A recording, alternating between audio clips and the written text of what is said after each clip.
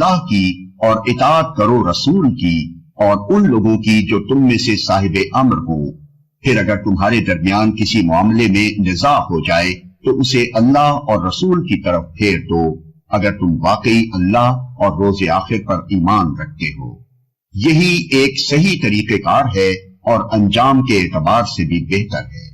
دوستوں، ساتھیوں، عزیزوں اور بھائیوں، جہاں تک ہندوستان میں مسلمانوں کی تعلیمی صورت کا معاملہ ہے، سچر کمیٹی کی رپورٹ نے یہ واضح کر دیا کہ آدیواسیوں اور دلتوں سے بھی گئی گزری حالت مسلمانوں کی ہے، مگر اس کے باوجود ہندوستان کی آزادی کے بعد بھارت کی سرزمین پہ چند علماء اہل حدیث ایسے اٹھے جنہوں نے اپنی بے وضاحتی کے باوجود پورے ملک میں تعلیمی جال پھیلایا، اور اہل حدیثوں نے سب سے پہلی اور متحدہ طور سے پورے ملک کے اہل حدیثوں نے بنارس میں جامعہ سلفیہ بنارس قائم کیا۔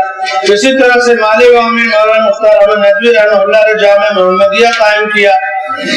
دلی کی سرزمین میں مولانا عبدالحمید رحمانی رحمہ اللہ نے جامعہ اسلامیہ سرابل قائم کیا۔ چمپارن میں جامعہ ابن تیمیہ، اسی طرح سے کشن گنج میں جامعہ امام بخاری۔ الگ الگ شہروں میں علماء اہل حدیث نے تعلیم کی شمع روشن کی اور ملک کے مختلف علاقوں سے اچھے اساتذہ کو وہاں پہ مہیا کیا۔ ہماری اور آپ کی اس کانفرنس کے شرکاء کی خوش نصیبی ہے کہ دلی کے اندر جامعہ اسلامیہ سرابل جیسی مضبوط اور معیاری درسگاہ جس نے قوم کو اور جماعت کو اچھے افراد اور علماء اور دعات دیے، اس جو ہے مستند اور معیاری درسگاہ کے ایک نامور استاد، سینئر استاد فضیلت الشیخ مولانا محمد وسیم ریاضی حفظہ اللہ دلی سے سفر کر کے اس کانفرنس میں تشریف لائے ہیں۔ ہم شیخ کا جہاں استقبال کرتے ہیں، وہیں ان کی سفر کی مشقت برداشت کرنے پہ، دعوت قبول کرنے پہ ان کا شکریہ ادا کرتے ہوئے انہیں دعوت دیتے ہیں کہ آپ تشریف لائیے۔ شیخ محمد وسیم ریاضی حفظہ اللہ، استاد جامعہ اسلامیہ سنابل نئی دہلی، جزاکم اللہ خیر۔ الحمدللہ رب العالمین، والصلاة والسلام على محمد وعلى آله وأصحابه ومن تبعهم بإحسان إلى يوم الدين، أما بعد، فأعوذ بالله من الشيطان الرجيم، بسم الله الرحمن الرحيم، يا أيها الذين آمنوا أطيعوا الله وأطيعوا الرسول وأولي الأمر منكم، فإن تنازعتم في شيء فردوه إلى الله والرسول إن كنتم تؤمنون بالله واليوم الآخر، ذلك خير وأحسن تأويلا۔ وعن العباد بن سارية رضي الله عنه قال قال النبي صلى الله عليه وسلم من يعش منكم بعدي فسيرى اختلافا كثيرا فعليكم بسنتي وسنة الخلفاء الراشدين المهديين۔ جناب صدر اجلاس، محترم علماء کرام اور میرے دینی اور ملی بھائیوں، آپ کا یہ شہر ہندوستان کی دلہن کہا جاتا ہے۔ ویسے تو اس شہر کی بہت ساری خصوصیات ہیں اور بے شمار چیزیں مشہور ہیں، ان میں سے ایک اہم خصوصیت اس شہر کی، کبھی میرے طالب علمی کے زمانے میں کسی مشہور ادیب کے قلم سے لکھے ہوئے جملے پڑھے تھے کہ یہاں کی مصروفیت بہت اہم چیز ہے۔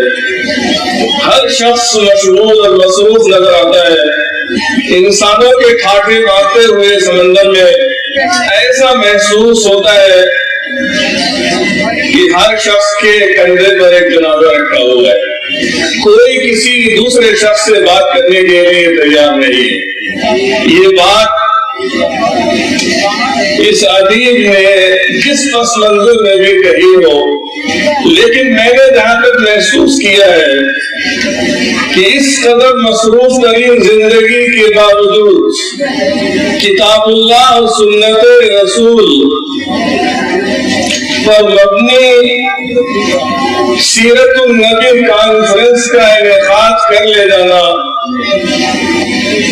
اور راہ چلتی ان گلیوں کے اندر دینی پروگرام منعقد کرنا اور اتنی بڑی تعداد کا यहाँ हाजिर हो जाना, मैं ये समझता हूँ कि यहाँ के लोगों की जिंदा दिल होने की दलील और उसका दलील सबूत है। मौलाना अबुल कलाम आजाद अपनी अक्सर बेशतर तकरीरों में ये शेर पढ़ा करते थे, मुझे ये डर है दिले जिंदा तू न मर जाए कि जिंदगानी इबारत है तेरे जीने से। जब तक हमारा दिल जिंदा है,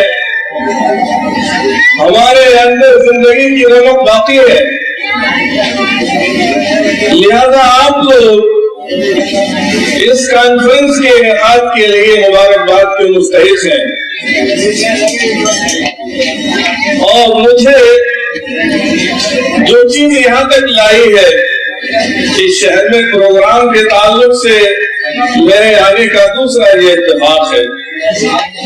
मेरे अजीज नौजवान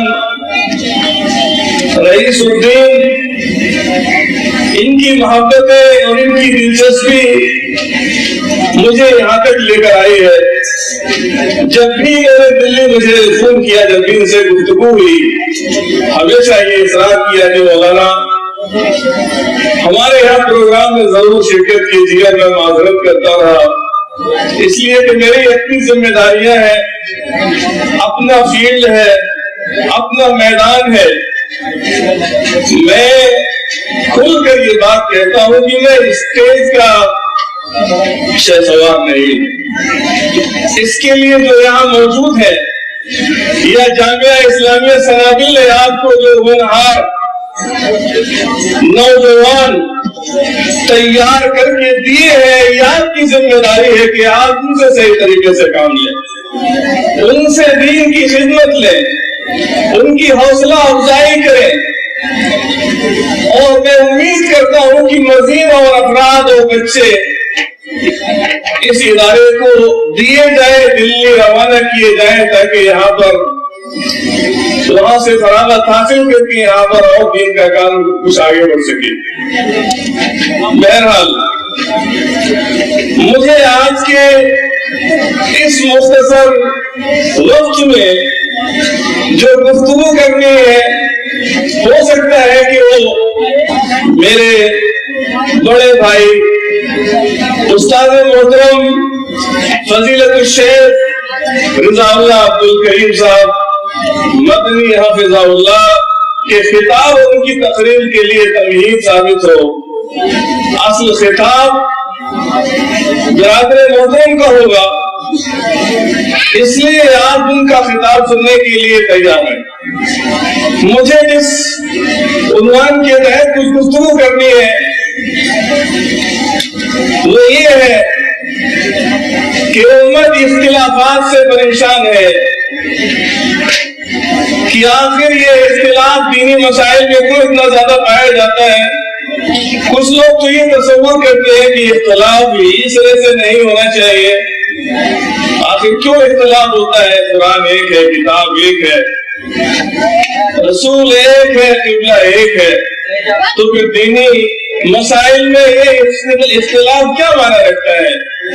आज की इस मुख्तसर सी गुफ्तगू में इसको कैसे हल किया जाए, मुसलमान अपने बाहमी इख्तिलाफात को कैसे हल करें और इनका खात्मा कैसे किया जाए, या कम अज कम इख्तिलाफात का दायरा कैसे कम किया जा सकता है।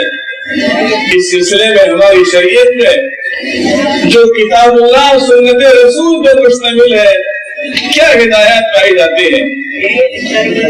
मैंने आप लोगों के सामने सूरह निसा की आयत नंबर 59 की तिलावत की थी। अल्लाह रब्बुल इज्जत इरशाद फरमाता है, या अय्युहल्लज़ीना आमनू अतिउल्लाह व अतिउर रसूल व उलिल अम्रि मिनकुम फ़इन तनाज़अतुम फ़ी शैइन फरुद्दूहु इलल्लाहि वर रसूल इन कुंतुम तु'मिनूना बिल्लाहि वल यawmil आखिर ज़ालिका खैरुन व अहसनु तावीला। अल्लाह रब्बुल इज्जत ने अहले ईमान को खिताब किया कि ईमान वालों, अल्लाह की इताअत करो, रसूल की इताअत करो, وَأُولِي الْأَمْرِ مِنْكُمْ، اور جو صاحب امر ہے ان کی اطاعت کرو۔ صاحب امر کون لوگ ہیں؟ مفسرین کے بہت سارے اقوال مل سکتے ہیں، سب کا مقصد ایک ہی ہے۔ صاحب امر آپ کے حکام بھی ہو سکتے ہیں، اگر اسلامی حکومت ہے، مسلمان حاکم ہے، وہ بھی صاحب امر ہے۔ اور اسی طرح سے بعض مفسرین نے فقہا کو بھی صاحب امر میں شامل کیا ہے، علماء کرام کو بھی صاحب امر میں شامل کیا ہے، بلکہ ہر وہ شخص جس کو شرعی ولایت حاصل ہے، شرعی سرپرستی حاصل ہے، وہ صاحب امر ہے۔ والد آپ کے صاحب امر ہو سکتے ہیں، ان کی اطاعت بھی کرو، ان کی اطاعت بھی لازمی ہے۔ اللہ رب العزت نے 3 اطاعتوں کا اس آیت کریمہ کے اندر حکم فرمایا ہے، اور بعض لوگ صرف اتنی ہی آیت جس سے ان کا مقصد حل ہو جائے، اتنی ہی آیت کی تلاوت کرتے ہیں، یہی تک لوگوں کو سمجھانے کی کوشش کرتے ہیں کہ اللہ کی اطاعت ضروری ہے، رسول کی اطاعت واجب ہے، فقہائے کرام ائمہ مجتہدین کی اطاعت لازمی ہے، جو کچھ انہوں نے فرما دیا ہے اس کو من مان لینا یہ ضروری اور لازمی ہے۔ لیکن آگے اللہ رب العزت نے جو فرمایا ہے اس کو غور سے پڑھا جائے تو معلوم ہوگا کہ یہ تیسری اطاعت ہے، یہ مستقل اطاعت نہیں ہے۔ جس طرح سے اللہ رب العزت کی اطاعت مستقل اطاعت، اللہ کے رسول صلی اللہ علیہ وسلم کی اطاعت مستقل اطاعت، اس کے لیے کوئی شرط نہیں ہے۔ من یطع الرسول فقد اطاع اللہ۔ اس کے بعد اللہ رب العزت نے فرمایا فَإِن تَنَازَعْتُمْ فِي شَيْءٍ فَرُدُّوهُ إِلَى اللَّهِ وَالرَّسُولِ، اگر کسی چیز میں تمہارے درمیان اختلاف ہو جائے، تنازع ہو جائے، معلوم یہ ہوا کہ ایسا کوئی طریقہ نہیں ہو سکتا ہے کہ اختلاف ہی نہ ہو، اللہ رب العزت سے زیادہ انسانوں کی فطرت اور طبیعت ان کے حالات سے زیادہ کوئی نہیں جان سکتا ہے، اسی لیے فرمایا کہ اگر تنازع ہو جائے، اختلاف ہو جائے تو کیا کرنا ہے؟ کہا فَرُدُّوهُ إِلَى اللَّهِ وَالرَّسُولِ، اللہ اور اس کے رسول کی طرف لوٹا دو اس اختلاف کو۔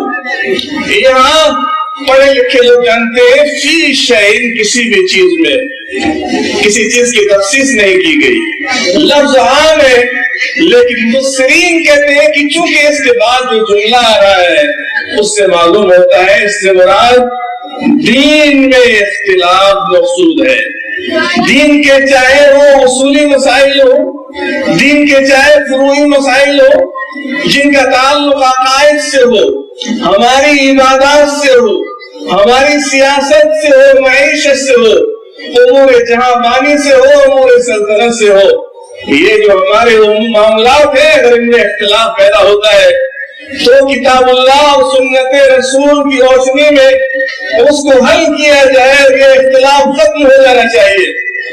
اس کے بعد جو میں ان کنتم تؤمنون باللہ والیوم الآخر، اگر تم اللہ اور یوم آخرت پر ایمان رکھتے ہو، اس کے اندر سخت وعید ہے ان لوگوں کے لیے جو اپنے اختلافی مسائل کتاب اللہ سنت رسول کی طرف نہ لے جائے، ان کا ایمان خطرے میں، نہ تو اللہ پر ان کا ایمان درست ہو سکتا ہے اور نہ اس کے رسول پر یوم آخرت پر ایمان ان کا درست ہو سکتا ہے۔ اس کے بعد اللہ رب العزت نے فرمایا ذالک خیر و احسن تاویلا، کتاب اللہ سنت رسول کی جانب اپنے اختلافات کو لے جانا یہی بہتر ہے، کسی میں بھلائی ہے اور انجام کے اعتبار سے یہی اچھا ہے اور بہتر ہے۔ اللہ رب العزت نے ہمیں ایک اصول دیا ہے اختلافات کو ختم کرنے کا۔ اختلافات ہوں گے لیکن ان کا دائرہ کم کیسے کیا جائے، اختلافی امور کو حل کیسے کیا جائے، اصول بنا دیا ہے۔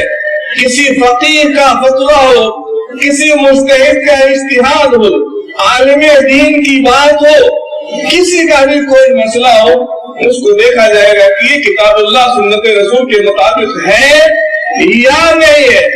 اسی لیے मुफस्सिरीन कहते हैं कि अल्लाह रब्बुल इज्जत ने 2 जगह कहा अतीउल्लाह व अतीउर रसूल, लेकिन तीसरी दफा व अतीउल अम्र नहीं कहा है, इसलिए कि चूंकि अल्लाह और रसूल के अलावा जिन जिनकी इताअत लाज़मी है उनकी इताअत मुस्तकिल है, ये मशरूत इताअत है।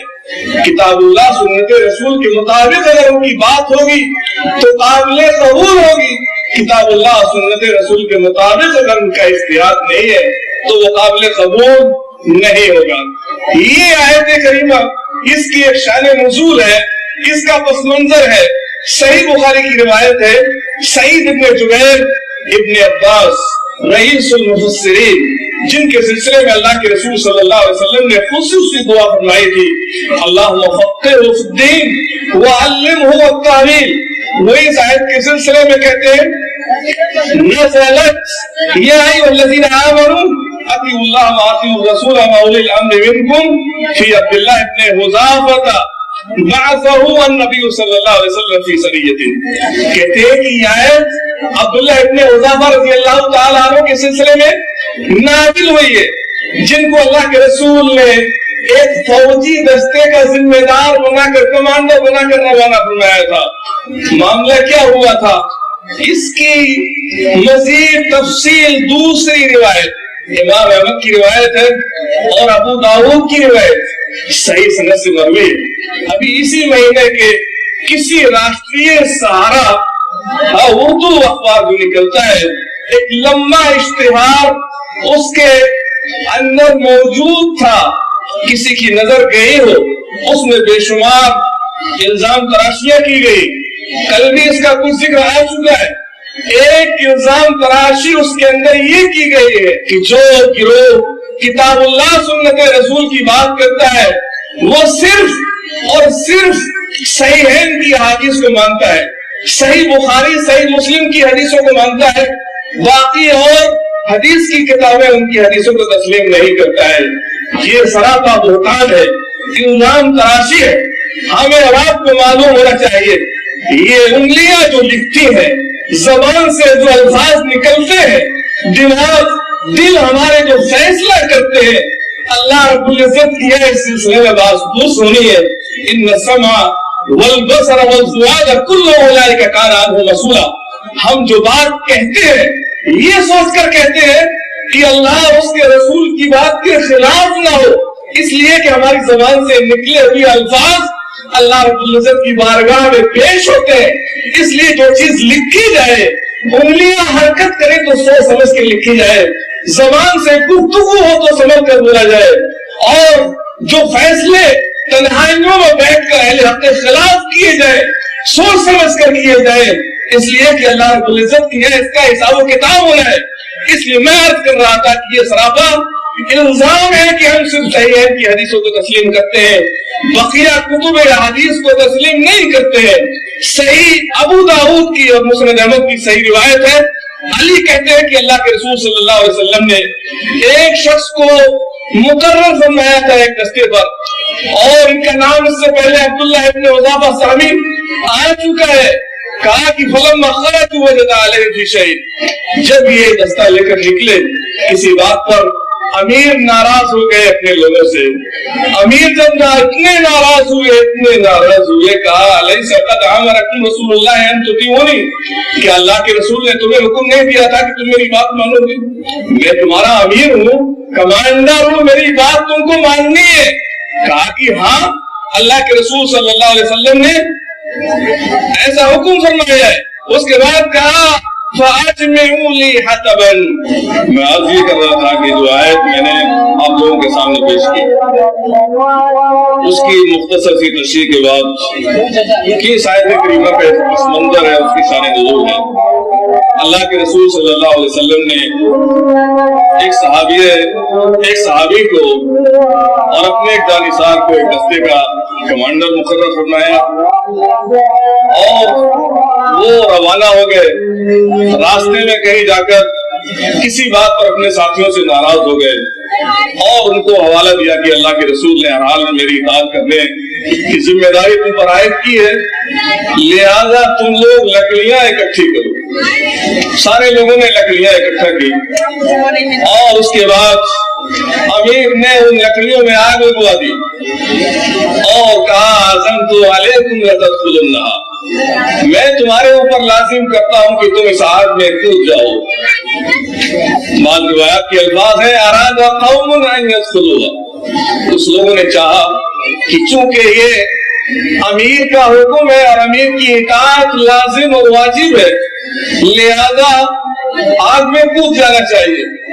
علی رضی اللہ تعالیٰ عنہ جس حدیث کے راوی ہے کہتے ہیں کہ فقال لهم شاب منهم، ان میں سے ایک نوجوان نے کہا، نوجوانوں کے اندر ہمت و جرأت ہوتی ہے، کہا انما فررتم الى رسول اللہ صلی اللہ علیہ وسلم من النار، کہ تم تو اللہ کے رسول صلی اللہ علیہ وسلم پر ایمان لائے تھے آگ سے بچنے کے لیے، اور یہ امیر اس آگ میں کودنے کا حکم دیتا ہے، فلا تعجلوا حتى تلقوا رسول اللہ صلی اللہ علیہ وسلم، کہا کہ جب تک اللہ کے رسول صلی اللہ علیہ وسلم سے اس سلسلے میں ملاقات کر کے استفسار نہ کر لیا جائے، پوچھ نہ لیا جائے کہ ہم امیر کے حکم کی اطاعت کریں یا نہ کریں، تب تک کوئی قدم نہ اٹھانا۔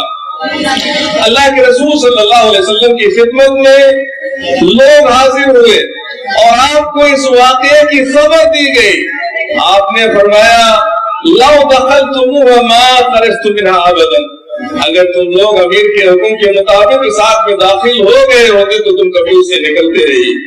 انما الطاعۃ فی المعروف، اطاعت امیر ہو، حاکم ہو، مجتہد ہو، والدین ہو، جنہیں بھی شرعی ولایت حاصل ہے، ان کی اطاعت گناہ اور معصیت کے کام میں نہیں ہونی چاہیے، نیکی کے کام میں۔ اس لیے دوسری حدیث کے الفاظ لا طاعۃ لمخلوق فی معصیۃ الخالق، لہذا معلوم ہوا کہ اللہ کی اطاعت لازمی ہے، اس کے لیے کوئی شرط نہیں، اللہ کے رسول کی اطاعت لازمی ہے، اس کے لیے کوئی شرط نہیں، اس کے علاوہ جن کی بھی اطاعت لازمی ہے ان کے سلسلے میں یہ سوچا جائے گا، دیکھا جائے گا کہ ان کی بات کتاب اللہ اور سنت رسول کے مطابق ہے یا نہیں۔ اگر کتاب اللہ اور سنت رسول کے مطابق ان کی بات نہیں ہے تو ایسی صورت میں ان کی اطاعت نہیں کی جائے گی۔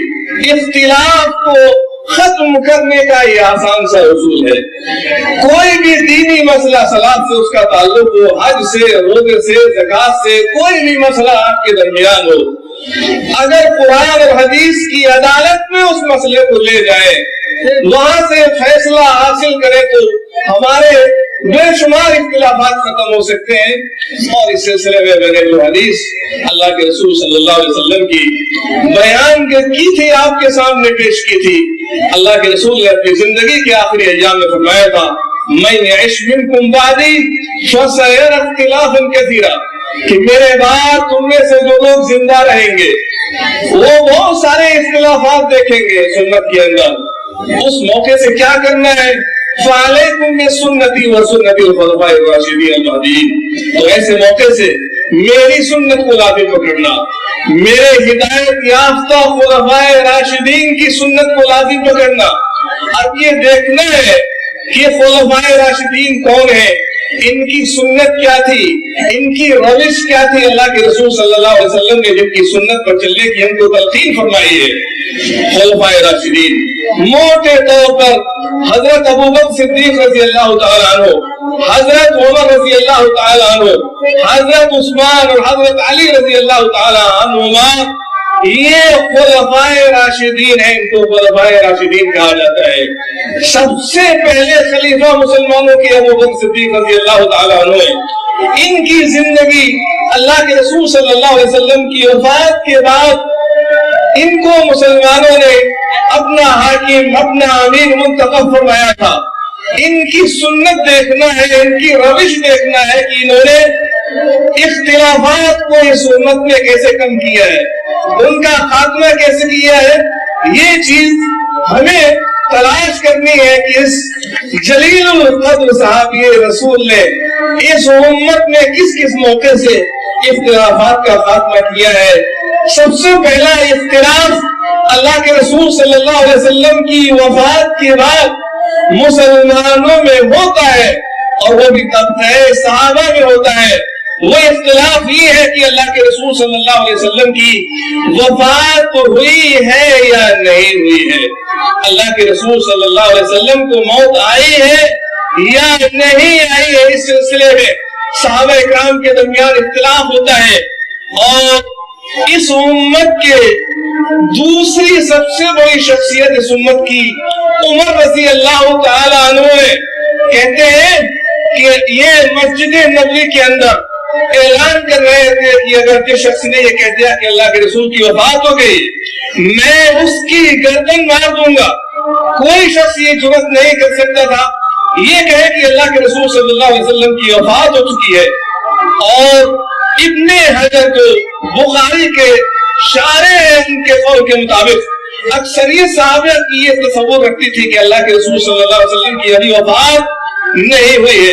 ابو بکر صدیق رضی اللہ تعالیٰ عنہ موجود نہیں تھے، اپنے گھر سے مسجد نبوی میں داخل ہوئے، حجرہ نبوی میں تشریف لے گئے، اللہ کے رسول صلی اللہ علیہ وسلم کے چہرے پیشانی کو بوسہ دیا اور روئے، اور اس کے بعد فرمایا من کان یعبد اللہ فإن اللہ حی لا یموت ومن کان یعبد محمدا فإن محمدا قد مات. کہ جو شخص اللہ تعالیٰ کی عبادت کرتا ہے اللہ رب العزت ہمیشہ سے ہمیشہ رہے گا، اور جو شخص یہ سمجھتا تھا کہ اللہ کے رسول ہمیشہ زندہ رہیں گے اور عبادت ایک طرح سے کرتا تھا اللہ کے رسول صلی اللہ علیہ وسلم کی وہ حیثیت سمجھتا تھا جو اللہ تعالیٰ کی ہے، لہذا اس کو یہ معلوم ہو جانا چاہیے فإن محمدًا قد مات. قرآن کریم کی کئی آیتوں کا حوالہ ابو بکر صدیق رضی اللہ تعالیٰ عنہ نے دیا، ان میں سے ایک صریح اور صاف آیت اللہ کے رسول کو خطاب کیا گیا ہے انک میت وانہم میتون. اے نبی آپ کو بھی موت آئے گی، اور جو آپ کی موت کا انتظار کر رہے ہیں اور یہ سوچتے ہیں کہ آپ کی وفات کے بعد دین اسلام کا نام لینے والا کوئی باقی نہیں رہے گا، ان کو بھی موت آنی ہے. اور دوسری آیت میں اللہ رب العزت نے فرمایا جو لوگ یہ سمجھتے ہیں کہ اللہ کے رسول صلی اللہ علیہ وسلم کو خصوصیات حاصل ہیں ان کو بھی تسلیم ہم بھی تسلیم کرتے ہیں، لیکن وہ خصوصیات نہیں جو اللہ رب العزت کی خصوصیات ہیں. اللہ رب العزت نے فرمایا اللہ کے رسول کو خطاب کر کے وَمَا جَعَلْنَا لِبَشَرٍ مِّن قَبْلِكَ الْخُلْدَ أَفَإِن مِتَّ فَهُمُ الْخَالِدُونَ. ہم نے آپ سے پہلے کسی بھی انسان کو ہمیشگی نہیں عطا فرمائی ہے. تو کیا اگر اے نبی تجھے موت آ جائے گی، مشرکین جو آپ کی موت کا انتظار کر رہے ہیں کہ آپ کی موت کے ساتھ یہ دین اسلام مٹ جائے گا، مردہ ہو جائے گا، کیا یہ ہمیشہ ہمیشہ رہنے والے ہیں؟ اور ابو بکر نے مشہور آیت کریمہ تلاوت کی سورہ آل عمران کی، کہا وما محمد الا رسول قد خلت من قبلہ الرسل. محمد صلی اللہ علیہ وسلم کی حیثیت کیا ہے؟ آپ رسول ہی ہیں، اس سے بڑا اللہ کے رسول کا کوئی منصب کوئی عہدہ ہو ہی نہیں سکتا ہے. رسالت سے اونچا کوئی منصب آپ کو نہیں دیا جا سکتا ہے، یہ سب سے اونچا منصب آپ کا ہے، سب سے اونچی حیثیت ہے. کہا محمد رسول ہی ہے. قد خلت من قبلہ الرسل، آپ سے پہلے بھی رسول آئے دنیا سے چلے گئے. افإن مات، اگر رسول کی موت ہو جائے اور قتل یا میدان جہاد میں آپ کو شہید کر دیا جائے انقلبتم علی اعقابکم. صحابہ اکرام کو یہ خطاب کب کیا گیا تھا؟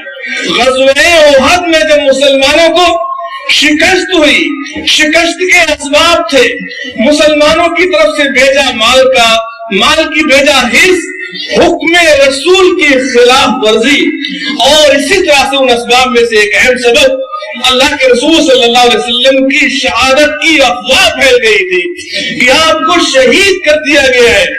بعض صحابہ اکرام نے ہتھیار پھینک دیے تھے کہ جس کے قیادت میں ہم لڑ رہے تھے، جس کے لیے دفاع کر رہے تھے، وہی اس دنیا میں نہ رہے تو آخر لڑنے سے حاصل کیا ہے، فائدہ کیا ہے؟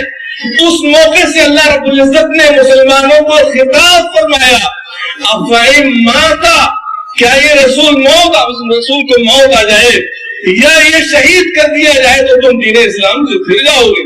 دین اسلام تو قیامت تک کے لیے آیا ہے، رسول آئے چلے گئے، آخری رسول آیا ہے، اس کو بھی دنیا سے جانا ہے.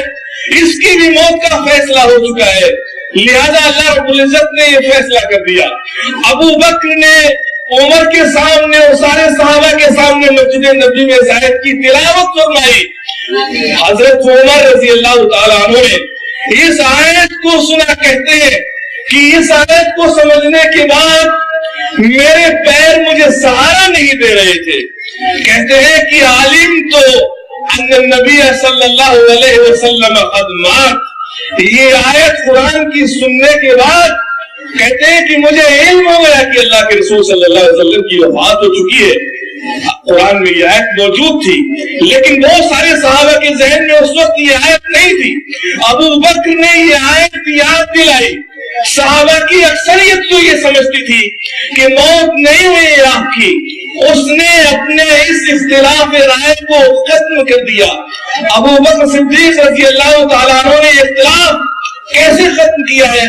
قرآن کی آیت کے ذریعے سے۔ اور ابن حجر اس حدیث کی شرح میں لکھتے ہیں کان اکثر الصحابۃ علی خلاف ذلک، اکثر صحابہ ابو بکر کی رائے کے مخالف تھے، لہذا اس واقعے سے یہ سبق، یہ درس حاصل ہوتا ہے کہ اجتہاد میں جن کی تعداد کم ہو ان کی بات بھی صحیح ہو سکتی ہے، اور اکثریت کی رائے جس طرح ہو ان کی بات غلط ہو سکتی ہے۔ جس طرح سے یہاں پر ابو بکر صدیق رضی اللہ تعالیٰ عنہ کے ساتھ دوسری روایات میں ملتا ہے، مغیرہ ابن شعبہ، عباس رضی اللہ تعالیٰ عنہ یہ آپ کے ہم نوا تھے، انہوں نے تصدیق کی کہ اس میں کوئی شبہ نہیں ہے کہ اللہ کے رسول کی وفات ہو گئی ہے، لہذا اکثریت یہ نہیں مانتی تھی کہ اللہ کے رسول کی وفات ہو چکی ہے۔ یہ اختلاف قرآن آیات کی روشنی میں ختم ہو گیا۔ میری گزارش ہے، ہمارے بہت سے مسلمان بھائی آج بھی یہ عقیدہ رکھتے ہیں، اور یہ اللہ کے رسول صلی اللہ علیہ وسلم کی محبت کہیے یا بیجا عقیدت کہیے، اتنی عقیدت، اتنی محبت کہ جو شخص یہ کہہ دے کہ اللہ کے رسول کی وفات ہو چکی ہے اس کو گستاخ رسول کہتے ہیں، اور اس کو نہ جانے کیا کیا القاب و آداب دیا کرتے ہیں۔ میری ایسے مسلمان بھائیوں سے گزارش ہے، قرآن کا فیصلہ آپ کی وفات ہو جائے، ابو بکر کا فیصلہ آپ کی وفات ہو جائے، عمر کا فیصلہ کی آپ کی وفات ہو چکی ہے، اکثریت نے اس کے بعد اختلاف اپنا ختم کر دیا۔ آج بھی مسلمان اپنے اس عقیدے کے اختلاف کو ختم کر سکتے ہیں، اس میں اختلاف کے باقی رہنے کی کوئی گنجائش موجود نہیں رہتی ہے۔ یہ اختلاف تھا۔